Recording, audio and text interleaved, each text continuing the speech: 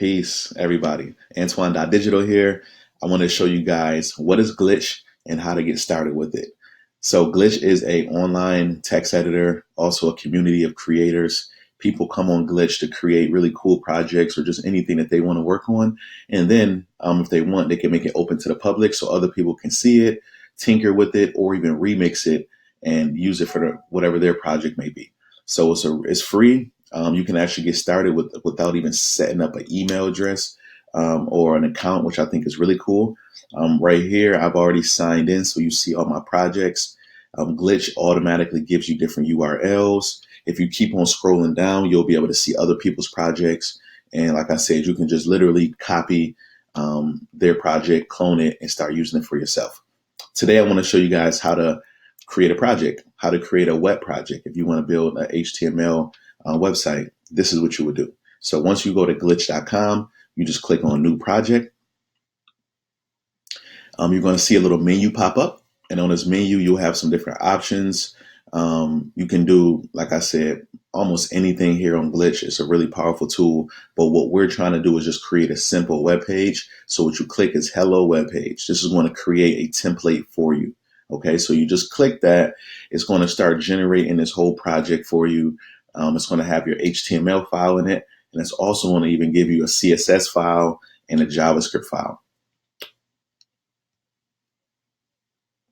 Now, Glitch is also cool because it works with Visual Studio Code, and we'll have another video to talk about that. So once the project is created, over here on the left-hand side, you'll be able to see what your project structure looks like. Think of this as a folder on your computer, but instead it's online. It's on glitch.com. But this is just a folder. Inside of this folder, you have a folder called assets. This is just where we put our videos and images that we want to show up on our website. We have a Readme file. Our Readme file just really is an overview of what your project is about, what this specific project is about. So once you know what this project is going to do, you just click on Markdown, and then you can just go in here and you can edit anything you want inside of here. The Markdown is kind of like HTML, right? HTML stands for Hypertext Markup Language. This is Markdown. It's a lot simpler. There's no brackets or anything like that. They just use regular symbols like equal sign and asterisk to bold things or to underline things. If you want to make a link, only thing you do is you put it into parentheses and the link in that parenthesis, and there you go, it's linkable. So Markdown is really easy to learn. You can Google it to learn more about it. But if you want, you can delete everything here and just use plain text. You don't need to use Markdown. Markdown just helps you bold things and link to things, add different arrows and stuff like that. Okay, so just the Readme file. More importantly, we have the index.html. The index.html is the file where you put, this is like your home page. This is the first thing that everybody sees when they come to your website.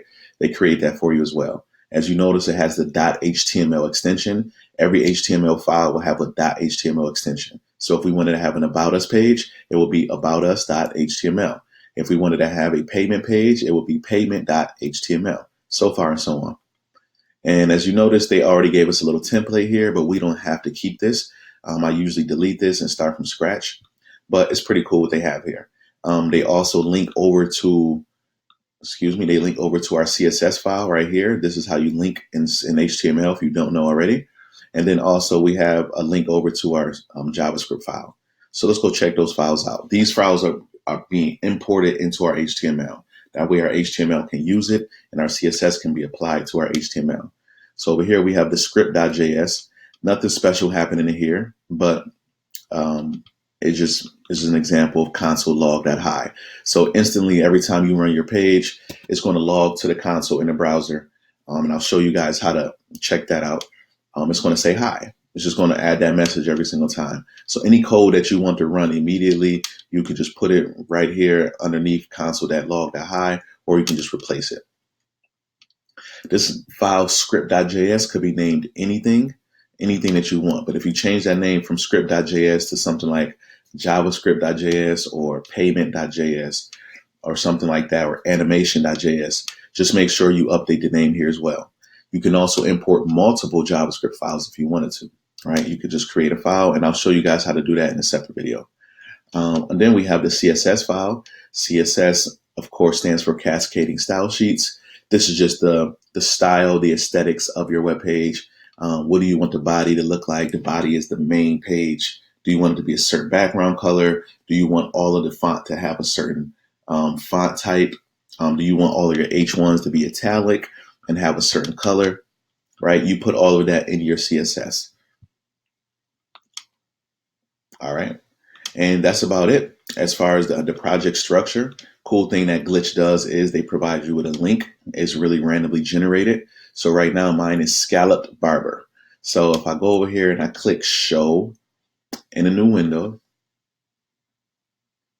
it's going to open it up and it's going to say scallop-barber.glitch.me. So now there you go. I have a website, right? It's already built. This is just like a structure. This is a link, a very active link, meaning I can send this to anybody in the world and they'll be able to see this exact same thing.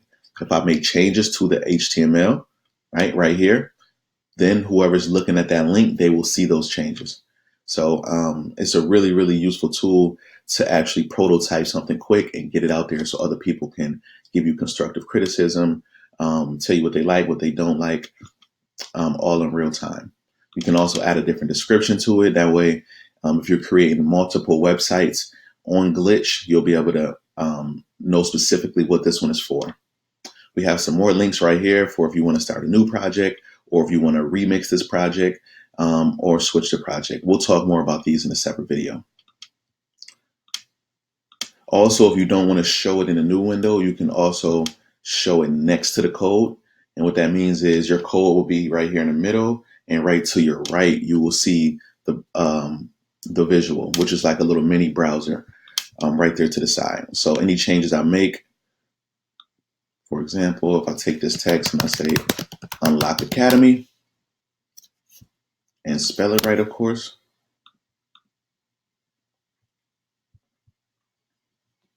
you see the update comes here automatically. All right. So that's how you get started with Glitch. I encourage you guys to create your next project on Glitch. It's not a one-all, be-all type of editor, of course, but it is great to get started with. It's free, and it makes it easier for you to share your code with other people, right? And we'll talk more about that in another video, but it's just a really, really awesome tool. So I hope you guys enjoy it, and I hope you guys enjoyed this video. All right, peace, unlock.